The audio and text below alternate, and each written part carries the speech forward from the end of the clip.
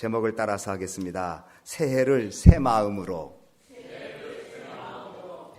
새해를 맞이하면서 누구나 갖게 되는 간절한 마음은, 바람은 이전과는, 과거와는 다른 새로운 삶, 변화된 삶을 사는 것일 것입니다. 그래서 우리가 새해가 되면 마음을 굳게 다짐한다는 표현을 씁니다. 그렇지만은 작심삼일이라는 말도 있어서 굳은 마음이 며칠 못 가 흐물흐물해지는 경우를 보게 됩니다. 새롭게 변화된다는 것은 마음이 새로워져야 된다는 것입니다. 우리가 예수님을 믿는다는 것은 우리 마음에 예수님 마음을 품고 살아가는 사람이 된다는 것입니다. 그래서 예수님이 나는 마음이 온유하고 겸손하니 내게 와서 배우라고 말씀하셨습니다. 예수를 믿는 사람은 내 마음에 예수님 마음이 자리 잡고 그 예수님 마음으로 살아가는 사람이 예수 믿는 사람입니다. 성경을 보면 성경은 사람의 마음을 대단히 중요시 여기고 강조합니다. 하나님은 인간을 창조하실 때 마음을 주셨습니다. 동물에게는 마음이 없습니다. 인간에게만 마음이 있습니다. 우리가 사람을 구별할 때 사람 외모로 구별하는 경우도 있지만 일반적으로 그 사람의 마음을 보고 그 사람을 구별합니다. 저 사람 참 착한 사람이야. 저 사람은 선한 사람이야. 저 사람 마음은 모지로. 저 사람 마음은 돌멩이 같아. 이렇게 사람을 구별할 때 그 마음됨을 보고 그 사람을 평가합니다. 그러므로 사람의 사람됨은 마음에 달려 있습니다. 잠언 23장 7절에 대저 그 마음의 생각이 어떠하면 그 위인도 그러하다. 그 마음에 품은 생각이 무엇인가에 따라서 그 사람됨이 결정된다고 잠언서 말합니다. 그러므로 사람의 마음은 그 사람의 인격이 되고 그 사람의 삶을 보여주는 거울입니다. 하나님은 우리의 마음을 보신다고 성경은 말합니다. 하나님은 사람의 외모를 보시지 아니하시고 그의 중심, 마음을 본다고 사무엘상 16장 7절에 말씀합니다. 그러나 사람들은 상대방을 평가할 때 외적으로 드러난 부분을 중요시 여기고 그것을 보고 판단합니다. 인물을 보고, 학벌을 보고, 직장을 보고, 재산을 보고, 기술을 보고, 앞날에 대한 비전을 보고 드러나는 것이 나쁘지는 않지만 그것이 그 사람을 전체로 평가한다고 판단하는 것은 잘못된 일일 수 있습니다. 사람이 아무리 외적 조건이 사람들의 평가가 좋아도 그 사람 마음 하나 삐뚤어지면 심각한 문제 생깁니다. 그 사람 마음 하나 삐뚤어지면 아무리 다른 것이 다 좋아도 쓸데없는 사람 돼버리고 맙니다. 그러므로 그 사람이 마음에 품은 생각이 무엇인가 이것을 보고 그 사람의 됨됨이를 평가하고 알아야 합니다. 사람은 평소에 어떤 마음을 가지고 사느냐에 따라서 그 사람의 말과 그 사람의 행동과 그 사람의 인격이 드러나기 때문입니다. 마음에 따라 달라집니다. 그러나 문제는 마음이 알기가 어렵습니다. 열 길 물속은 알 수 있어도 사람 한 길 사람 속은 모른다고 말합니다. 좋은 마음을 가지고 좋은 생각을 하고 있는지, 악한 마음을 가지고 악한 생각을 품고 있는지, 사랑하는 마음을 가지고 사랑하는 생각을 하고 있는지, 경건한 마음을 품고 경건한 사람으로 살고 있는지 사실 우리는 잘 모릅니다. 그러나 하나님은 그의 마음을 보시고 계십니다. 이탈리아의 신학자였던 한 분이 오늘날 세계의 문제는 인간의 문제다. 그런데 인간의 문제는 무엇이냐? 마음의 문제라고 말했습니다. 이 세상에 많은 문제가 있지만 결국 그것은 사람들의 문제입니다. 근데 그 사람들의 문제는 무엇인가? 마음에 달려 있다고 말합니다. 이 세상에 많은 사람들의 문제가 결국 인간들의 마음이 죄악과 탐심으로 어두워져 있어서 이 세상이 밝은 빛을 비추기가 어렵다는 것입니다. 인간의 마음이 죄악과 탐심과 그리고 죄로 인해서 병들어 있습니다.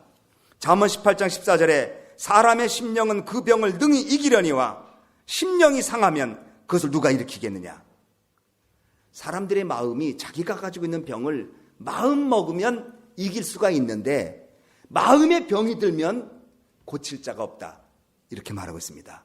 사실 그렇지요. 우리가 육신의 병이 들었는데 하나님 믿습니다. 마음을 굳건히 하고 하나님께 향한 마음으로 긍정적인 마음을 가지고 그렇게 생활하다가 어느 날 치료가 돼서 육신을 고칠 수 있는데 마음의 병이 든 거는 육신은 강건해도 마음이 병든 것은 고칠 자가 없다고 잠언 18장에는 말씀합니다.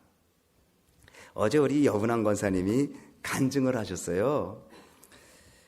우리 어제 특별 토요 새벽 기도회라 찬송하고 뜨겁게 기도하고 친교실로 내려가서 우리 친교하는데, 권사님 기도 많이 하시는 권사님이시잖아요. 권사님이 간증을 하나 하겠다고 그래요. 간증을 하나 하셔야 되겠다. 권사님 그럼 간증하세요. 특별히 오늘 무슨 간증하시려고 그러시나. 권사님이 발 뒤꿈치를 수술을 하셨어요. 몇 달 전에. 그래서 그때 못 오셨는데, 수술을 어떻게 하셨는지 아물지가 않아가지고 늘 걸을 때마다 힘들고 고통스러워서 어려워했어요. 권사님이 늘 다른 기도 많이 하고 중보 기도 많이 해주시는데, 정작 본인이 여기 발 뒤꿈치가 상해서 이게 아물지가 않으니까 그 고통을 당하시는데, 그 기도는 안 하셨던 것 같아요. 그러다가 기도해야 된다는 이야기를 듣고 기도를 했대요. 하나님, 저희 발 뒤꿈치 고쳐주십시오. 계속. 근데 최근에 어느 날도 아니죠. 기도하라는데 갑자기 비몽사몽강인지 모르지만 새우젓을 발라라. 이렇게 딱 권사님이 영감으로 떠올란 거예요. 왜 그런 새우젓일까? 새우젓을 발라라. 그래서 권사님이 이상하다. 그렇지만은 기도하면서 생각난 영감이니까 해봐야 되겠다고 해서 새우젓, 그것도 양념이 잔뜩 들어있는 새우젓을 발 뒤꿈치에다 바르셨대요. 조금. 낫겠어요? 안 낫겠어요? 안 낫으면 제가 뭐더러 이야기를 꺼내겠어요. 여러분, 그 이사야서에 보면 히스기야 왕이 종초가 생겼어요.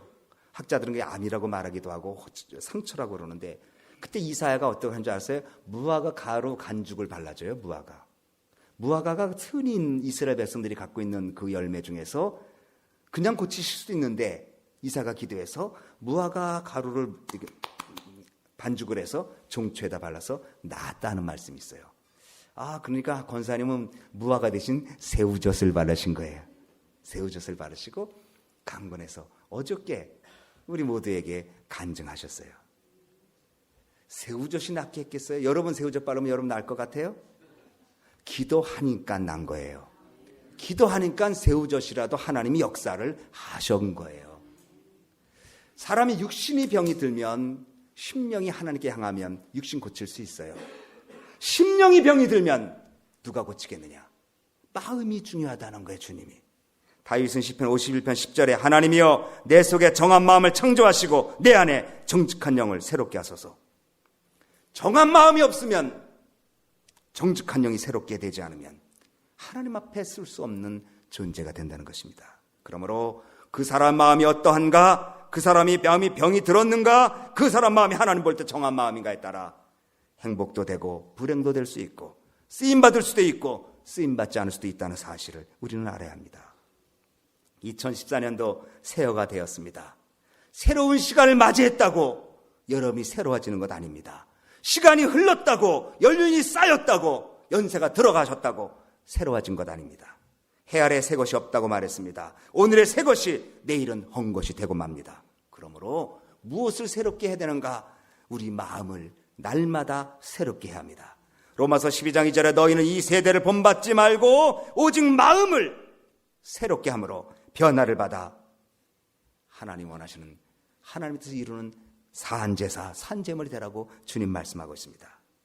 그러므로 우리는 세월이 흐르고 시간이 바뀌는 것이 나를 새롭게 하는 것이 아니라, 내 마음을 내가 새롭게 하지 아니하면 새로운 존재가 될 수 없다는 사실을 기억해야 합니다. 근원적이고 궁극적인 마음의 변화는 인간의 노력이나 사상이나 교육이 아니고 예수 믿고 성령 받아야 바로 그 심령이 변화되어야 새 사람이 되는 것입니다. 오늘 본문 26절을 우리 스크린을 보고 같이 읽겠습니다. 26절, 27절 시작. 또 새 영을 너희 속에 두고 새 마음을 너희에게 주되 너희 육신에서 굳은 마음을 제하고 부드러운 마음을 줄 것이며 또 내 신을 너희 속에 두어 너희로 내 율례를 행하게 하리니 너희가 내 규례를 지켜 행할지니라. 새 영을 너희 속에 두고 또 새 마음을 너희에게 주되, 26절에는 새 마음이 나오고 굳은 마음이 나오고 부드러운 마음이 나옵니다. 마음을 지금 설명하는데 새 마음이 있고 굳은 마음이 있고 부드러운 마음이 있습니다. 그러면 새 마음은 무엇이고 굳은 마음은 무엇이고 부드러운 마음은 무엇입니까? 먼저 굳은 마음은 불신앙과 불순종의 마음입니다. 하나님께서 사람에게 마음을 주셨는데 에덴 동산에서 하나님께 불순종하고 하나님 앞에 죄악을 범함으로 그들의 마음이 굳어지고 불순종으로 가득 차게 됩니다. 그래서 창세기 6장에 하나님을 떠난 인간, 타락한 인간의 마음을 이렇게 표현합니다. 여호와께서 사람의 죄악이 세상에 관영함과 그 마음의 생각이 모든 계획이 항상 악할 뿐임을 보시고 땅 위에 사람 지으셨음을 한탄하사 마음에 근심하시고. 굳은 마음은 불순종과 불신앙과 그리고 죄악으로 말미암아 굳어진 마음입니다. 로마서 1장 28절로 31절에 또한 저희가 마음에 하나님 두기를 싫어하며 하나님께서 저희를 그 상실한 마음대로 내어버려 두사 합당치 못한 일을 하게 하셨으니. 굳은 마음은 하나님을 마음에 두기를 싫어하고 자기 마음대로 살고자 하는 상실된 마음, 이것이 굳은 마음입니다. 곧 모든 불의, 추악, 탐욕, 악의가 가득한 자요, 시기, 살인, 분쟁, 사기, 악독이 가득한 자요, 수근수근하는 자요, 비방하는 자요, 하나님의 미워하시는 자요, 능욕하는 자요, 교만한 자요, 자랑하는 자요, 악을 도모하는 자요, 부모를 거역하는 자요, 우매한 자요, 배약하는 자요, 무정한 자요, 무자비한 자라. 굳은 마음을 가진 사람이 이런 행동을 하게 된다는 것입니다. 굳은 마음에 하나님이 은혜를 주시지 않습니다. 예수님께서 말씀의 씨로 비유하고 밭을 마음으로 비유할 때 어떤 씨는 좋은 밭에 떨어져서 30배, 60배, 100배를 맺는데 어떤 씨는 길가에 떨어졌다. 어떤 씨는 자갈밭에 떨어졌다. 어떤 씨는 가시덤불에 떨어졌다. 근데 밭은 마음을 상징하는데 길가가 무엇인가? 굳은 마음의 밭입니다. 그러니 말씀이 떨어져도 들어가지가 않으니까 새들이 와서 쪼아먹고 말씀 없는 삶, 하나님의 축복과 관계없는 삶을 살게 된다는 것입니다. 굳은 마음을 제하라. 새 마음을 줄 것이다. 새 마음 무슨 마음일까요? 부드러운 마음이 새 마음입니다. 새 마음은 무슨 마음입니까? 예수님 마음입니다. 빌립보서 2장 5절에 너희 안에 이 마음을 품으라. 곧 예수 그리스도의 마음이라고 말했습니다. 예수님 마음이 무슨 마음입니까? 부드러운 마음입니다. 부드러운 마음이 무슨 마음입니까? 온유하고 겸손한 마음입니다. 나는 마음이 온유하고 겸손하니 나의 명예를 메고 내게 배우라. 그리하면 너희 마음이 쉼을 얻으리라. 보세요. 예수님 마음을 가지니까 내 마음이 쉼을 얻어요. 여러분 마음이 불안합니까? 마음이 무엇인지 모르게 가득 차 있습니까? 답답함으로, 근심 걱정으로, 분노로, 또 아니면 좌절감으로, 또 아니면 미래에 대한 여러 가지 염려로. 그런데 예수님 마음을 품으면 내 마음이 쉼을 얻는다고 말씀하고 있습니다. 부드러운 마음은 순종하는 마음입니다. 부드러운 마음은 말씀을 받아들이는 수용성 있는 마음입니다. 돌같이 굳어진 마음은 하나님을 거역하는 마음이지만 부드러운 마음은 하나님을 받아들이는 마음입니다. 시간이 지날수록 우리의 육신은 뻣뻣해집니다. 그래서 우리 권사님들 이 계단 몇 개 올라오실 때 얼마나 애쓰시는지 모릅니다. 옆에서 부축해줘야 딱딱하게 굳어진 그 연세 들으셨으니까 그 뼈 딱딱하게 굳어진 근육을 가지고 올라오십니다. 외모는 굳어집니다. 뼈도 굳어집니다. 그러나 주님을 섬기고 의지함으로 마음은 새로워지는 줄 믿습니다. 그래서 육신은 날마다 후패하나 우리의 속사람은 날마다 강건하다고 사도 바울이 말했습니다. 그러므로 예수를 믿는다는 것은 예수님 마음으로 사는 것입니다. 우리 속에 굳어있는 죄악된 마음을 버리고 성령의 도움으로 주님 주시는 부드러운 마음, 온유하고 겸손한 마음을 품고 사는 사람, 이 사람이 복을 받는 것입니다. 교회에서도 내 마음이 변화가 없으면 모든 일이 상처로 부닥칩니다. 내가 바뀌지 아니하면 모든 일이 걸리게 보여지게 되는 것입니다.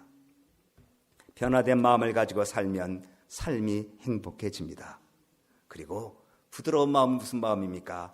주님과 합한 마음입니다. 에스겔서 11장 19절에 내가 그들에게 일치한 마음을 주고 그 속에 새신을 주며 그 몸에서 굳은 마음을 제하고 부드러운 마음을 주어서. 에스겔 11장 19절, 에스겔 36장과 같은 말씀을 하고 있습니다. 일치한 마음을 주겠다. 다시 말하면 예수님과 같은 마음, 예수님을 품은 마음, 예수님과 하나 된 마음을 주겠다고 말씀합니다. 그러면 부드럽고 일치된 마음, 그래서 새 마음을 품고 오래 살아야 하는데 어떻게 살아갈 수 있을까? 바로 성령님이 임해야 합니다. 27절 말씀을 다 같이 한번 읽겠습니다. 시작. 또 내 신을 너희 속에 두어 너희로 내 율례를 행하게 하리니 너희가 내 규례를 지켜 행할지니라. 무엇을 우리 속에 둔다고 그랬어요? 내 신, 성령입니다. 사도행전 1장 4절에 예수님께서 제자들에게 말씀합니다. 예루살렘을 떠나지 말고 아버지 약속하신 성령을 기다리라. 누가복음 24장 49절에 너희는 위로부터 능력이 피울 때까지 이 성에 유하라. 제자들 의욕만 앞설 수 있습니다. 복음 전도에 대한 뜨거운 마음이 있을 수 있습니다. 그러나 그거에 앞서 능력을 받아야 된다는 것입니다. 새로운 마음이 되어야 새로운 일을 창조할 수 있다는 것입니다. 새로운 존재, 새로운 마음, 바로 성령님이 함께 하실 때 부드러운 마음이 되고 일치된 마음이 되어서 주의 능력을 이루게 된다는 사실입니다. 성령의 능력은 그러나 기억하십시오. 내가 성령의 능력을 소유하는 것이 아니라 성령과의 관계성 속에서 오는 것입니다. 성령은 제3위 하나님이십니다. 성령 하나님이십니다. 내가 성령을 부리는 것이 아니라 성령님이 나를 소유해 주셔야 합니다. 그럼 우리는 성령님을 모셔드리고 성령님께 기도하고 성령님을 힘을 힘입어 말씀대로 살 수 있도록 해달라고 기도해야 합니다. 우리가 능력을 발휘하는 것보다 하나님의 능력을 받는 것이 우선입니다. 성령이 도와주시지 아니하면 우리는 올해도 실패할 수밖에 없기 때문입니다. 우리가 우리 자신에 대해서 아무것도 할 수 없다고 생각할 때 하나님은 능력을 받으면 시작이라고 말씀하십니다. 우리는 우리 자신이 볼 때 변화될 수 없다고 생각할 때 성령에 충만하면 변화될 수 있다고 주님이 말씀하십니다. 바로 우리는 이 새해에 성령으로 우리 심령을 채워서 예수님 마음으로 승리하는 여러분 되어지기를 바랍니다. 찬송가 405장 우리가 너무나 잘 아는 어메이징 그레이스 찬양입니다. 나 같은 죄인 살리신. 이 작사는 존 뉴턴이라는 사람인 것 너무나 잘 압니다. 그는 무슨 일을 했냐면 노예 상인이었습니다. 젊을 때. 원래 그 존 뉴턴의 어머니는 경건한 신앙인이었습니다. 그래서 그 아들이 훌륭한 설교가 되도록 기도했는데 뜻밖의 그 존 뉴턴은 노예 상인이 되어버리고 말았습니다. 그는 선장인 아버지를 따라서 선원이 되어서 아프리카를 다니다가 아버지의 뒤를 이어서 선장이 되었는데 아프리카에 있는 노예를 사서 또 유럽으로 노예를 파는 일을 그는 했습니다. 어느 날 그가 탄 배가 노예를 싣고 이제 항해를 하는데 무선 폭풍이 불기 시작했습니다. 배는 흔들리고 배는 박살이 날 정도로 흔들렸습니다. 그때 그가 그 두려움 속에서 하나님을 찾았습니다. 어머니가 평소에 경건한 어머니가 눈물에 기도했던 그 기도 때문인지 엄청난 파도 속에서 이 존 뉴턴이 하나님을 찾게 되었습니다. 그러다가 예수님을 만났습니다. 그리고 그는 노예 제도의 폐지 앞장서는 사람이 되었고 그 사람을 부르기를 변화된 늙은 선장 이렇게 불려졌습니다. 변화된 늙은 선장. 그래 이제 그 설교하고 찬송을 쓰다가 자기의 인생 역정을 설명할 수 있는 어메이징 그레이스라는 찬송 가사를 썼습니다. 저와 같은 쓰레기도 구원받았다는 그 소리가 얼마나 감미로운지 모릅니다. 저는 한때 잃어버린 자였습니다. 그러나 지금은 발견되었습니다. 저는 한때 소경이었습니다. 그러나 지금은 보게 되었습니다. 저의 심령의 두려움을 가르쳤던 것은 은혜였습니다. 그리고 그 두려움에서 벗어나게 하신 것도 은혜였습니다. 제가 처음 믿었던 그 시간이 얼마나 가치 있고 얼마나 귀한지요. 그렇게 노래를 작사를 하고 그것이 우리가 405장의 찬송 가사로 나오게 되었습니다. 그가 죽을 무렵에 기억력을 거의 잃어버렸습니다. 기억력을 거의 상실했는데 이렇게 얘기했습니다. 하나님, 저의 기억이 거의 사라져 갑니다. 그러나 나는 지금도 두 가지만은 생생하게 기억합니다. 하나는 내가 엄청난 죄인이었다는 사실은 기억합니다. 또 하나는 엄청난 죄인인 나를 예수님께서 살려주시고 예수님 내 구세주가 되었다는 사실은 내가 기억합니다. 가망 없는 노예 상인이었고 노예 선장이 예수님 만나고 성령이 그 마음이 임하고 예수님 마음을 품게 되니까 내가 어떤 존재를 깨닫고 예수님을 존중히 여기고 예수님을 사랑하는 사람으로 살게 되다가 그의 일생을 마치게 되었습니다. 사랑하는 소망교회 식구, 우리 귀한 성도님들, 올해 여러분 변화되기를 원하십니까? 전 그렇게 난 안 살았으면 좋겠어. 내가 생각해도 내가 싫어. 그러면 길은 한 가지밖에 없습니다. 하나님의 마음을 품는 길입니다. 하나님의 마음이 내 속에 들어오는 길은 다른 길이 없습니다. 성령이 들어오셔야 합니다. 성령이 내 속에 들어오셔서 나로 하여금 하나님 마음을 갖도록, 우리 주님 예수 그리스도의 마음을 품고 살도록 인도해 주지 않으면 우리는 굳은 마음으로, 상실된 마음으로 살아가게 될 것입니다. 우리도 변화될 수 있습니다. 우리도 진정 주님을 사랑하는 사람을 바뀔 수가 있습니다. 성령님의 도우심으로 변화된 삶을 간증할 수 있습니다. 바로 그것이 올해 우리의 삶의 목적이 되어야 합니다. 그러면 이제 하나님 마음이 우리 속에 들어와서 우리 주님 예수 그리스도의 부드러운 마음과 일치된 마음을 갖고 사는 사람은 어떤 복을 받는가? 28절로 우리 같이 읽게 31절까지 읽고 우리 설명을 마치겠습니다. 우리 스크린을 보면서 시작. 내가 너희 열조에게 준 땅에 너희가 거하여 내 백성이 되고 나는 너희 하나님이 되리라. 자, 잠깐만요. 28절. 내가 너희 열조에게 준 땅에 너희가 거하며 누구의 백성이 된다고요? 하나님 백성이 돼요. 하나님이 누구의 하나님이 된다고요? 나의 하나님이 된다. 여러분, 하나님이 나의 하나님이 되면 무엇이 두렵겠습니까? 내가 하나님의 백성이라고 한다면 무엇이 겁나겠습니까? 하나님이 나와 함께 하시지 않습니까? 29절 다 같이 읽습니다. 시작. 내가 너희를 모든 더러운 데서 구원하고 곡식으로 풍성하게 하여 기근이 너희에게 임하지 아니할 것이라. 우리가 우리 예수님 마음 품고 살면 더러운 것에서 구원한다, 성결케 한다는 거예요. 거룩한 백성으로 살게 하고 곡식으로 풍성케 한다. 사실 먹는 문제가 얼마나 큽니까? 경제 문제죠.